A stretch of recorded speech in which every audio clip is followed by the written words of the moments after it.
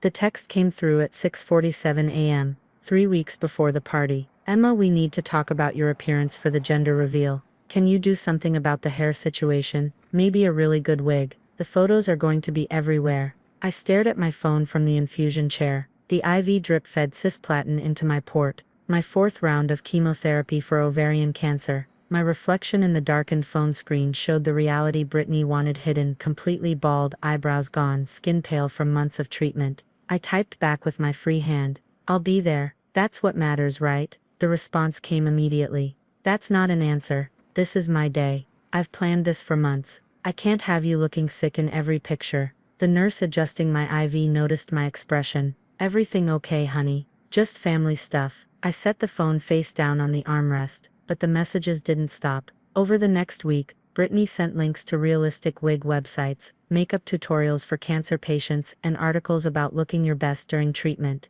Each message felt like a small cut, precise and stinging. Then came the schedule conflict. My oncologist, Dr. Patricia Martinez, had mapped out my treatment protocol months in advance. Every 3 weeks like clockwork. The timing wasn't flexible. The drugs worked on a specific cellular cycle. Missing a session or delaying it could compromise the entire treatment plan. Brittany's gender reveal party, Saturday, April 15th, 2 p.m. My scheduled chemotherapy session, Saturday, April 15th, 1 p.m. I called her that evening. Britt, I just realized there's a conflict. My chemo is scheduled the same day as your party. Can we talk about maybe moving? Absolutely not. Her voice turned sharp. Emma, I sent save the dates 6 months ago. The venue is booked. We have 150 people coming. You can reschedule a doctor's appointment. It's not just an appointment, it's chemotherapy. I can't just other people manage to work around their families. My friend Angela had chemo and she still made it to my engagement party. She wore a beautiful scarf.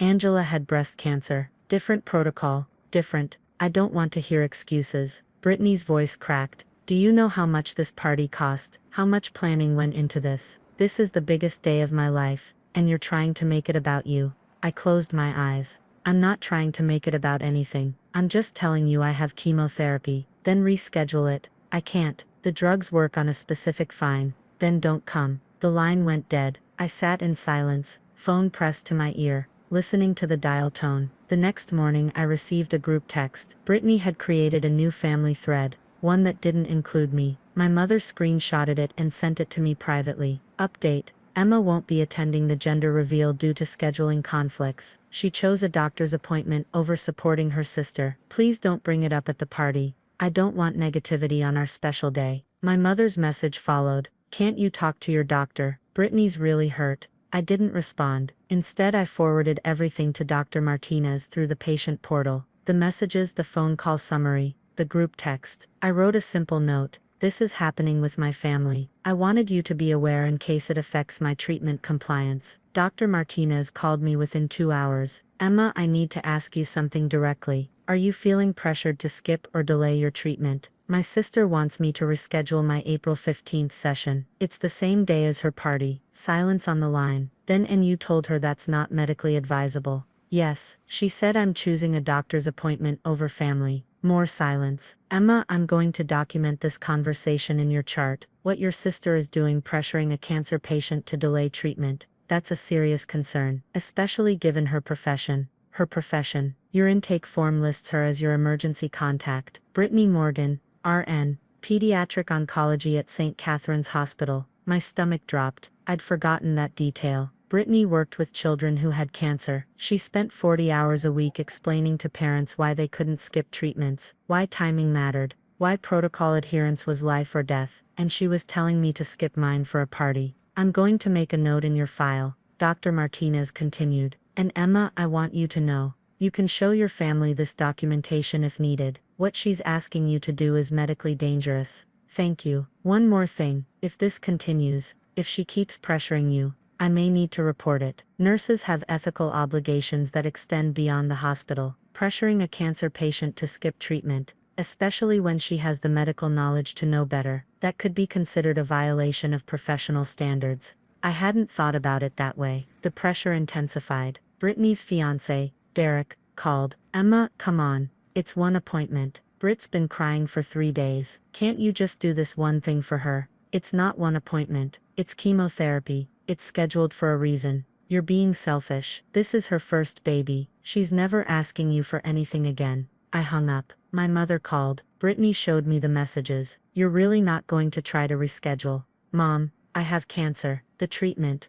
I know you have cancer. We all know. But Brittany's pregnant with her first child, and her only sister won't even try to be there for the gender reveal. Do you know how that makes her feel? Do you know how it makes me feel that she's asking me to skip chemotherapy? It's one session, Emma. One. I documented that call too. Then came the Facebook post. Brittany didn't mention me by name, but everyone knew. It's hard when family doesn't show up for your biggest moments. I've learned that blood doesn't always mean support. Surrounding myself with people who truly care. Blessed with chosen family #gender. Reveal #baby Morgan. The comments flooded in. Cousins, aunts, family, friends, all sending prayers and support to Brittany for whatever family member had disappointed her. My cousin Jessica messaged me privately. What did you do? Brit's devastated. I didn't respond to anyone. Instead, I screenshot the Facebook post, the comments, every text message, every voicemail. I uploaded everything to the patient portal with a new note. Continuing documentation of family pressure regarding treatment. Dr. Martinez called again the next day. Emma, I've reviewed everything you sent. I need your permission to take this further. What do you mean? Your sister is a licensed nurse in this state. She works in pediatric oncology. She knows professionally, explicitly knows, that cancer treatment timing is critical. She's pressuring you to skip chemotherapy for a social event. That's not just family drama. That's a nurse with oncology training telling a cancer patient to delay treatment. My hands felt cold. What are you saying? I'm saying I have an ethical obligation to report this. The state nursing board has guidelines about professional conduct, even outside the workplace. A nurse pressuring a vulnerable patient, even a family member, to skip cancer treatment, represents a fundamental violation of professional ethics. Will she get in trouble? That's not for me to determine, but the board will investigate. They'll review the evidence, interview relevant parties. At minimum, it goes in her file. Depending on their findings, it could affect her license. I thought about Brittany's career. She'd worked so hard for her RN, specialized in pediatric oncology, loved her job at St. Catherine's St. Then I thought about the Facebook post, the family group chat, the messages calling me selfish for not skipping chemotherapy. Do it, I said. File the report. You're sure? I'm sure. Dr. Martinez filed the complaint on April 8, 1 week before the scheduled gender reveal party. I went to my chemotherapy session on April 15. My mother called twice during the infusion. I didn't answer. Derek sent a long text about how I'd destroyed Brittany's special day. I blocked his number. The party happened without me. I saw the photos on Facebook. Pink decorations everywhere. Brittany crying with joy. Derek popping a confetti cannon. It's a girl. I sent a card with a gift card inside. Didn't include a note. 3 days later, Brittany called from an unknown number. What did you do? Her voice shook. I got a letter from the state nursing board. They're investigating me. They're talking about my license. Emma, my career. Did you report me? No, I said honestly. My oncologist did. Your oncologist. Why would she? Because you pressured a cancer patient to skip chemotherapy. And you're a nurse, an oncology nurse. You know better. It was one party, one day. I'm your sister, and I'm your sister with cancer. You asked me to risk my health for photos. I didn't think I wasn't. She started crying. This could destroy my career. St. Catherine's HR already called. They're putting me on administrative leave, pending the investigation. My chest felt tight. You asked me to skip chemo, Britt. I know I did. I was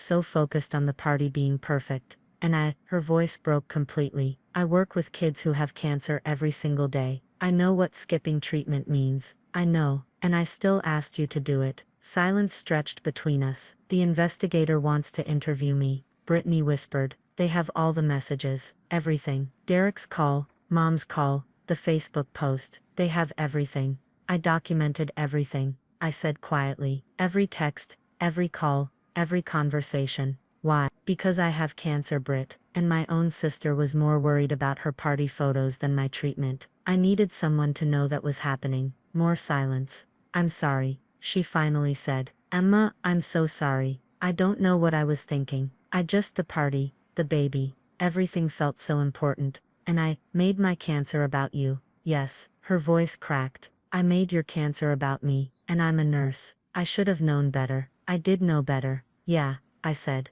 You did. What happens now? I don't know. The board investigates. They make their determination. You deal with the consequences. Will you?" She paused. "Will you tell them I apologized?" I looked at my reflection in the window. Still bald, still pale, still fighting. "I'll tell them the truth," I said. "That's all I've been doing." I hung up before she could respond. The chemotherapy worked. My latest scans showed significant reduction in tumor markers. Dr. Martinez said, if things continued this way, I'd move to maintenance protocol by summer. Brittany's investigation is ongoing. I received a letter from the nursing board asking if I wanted to provide a statement. I wrote 3 pages, detailed and factual. No emotion, just documentation. My mother hasn't spoken to me in 2 months. The family group chat continues without me. I see occasional screenshots from my cousin Jessica, who quietly supports me while staying neutral publicly. I don't know what the board will decide. I don't know if Brittany will keep her license. What I know is this: I went to every chemotherapy session. I followed the protocol. I'm getting better, and I documented everything.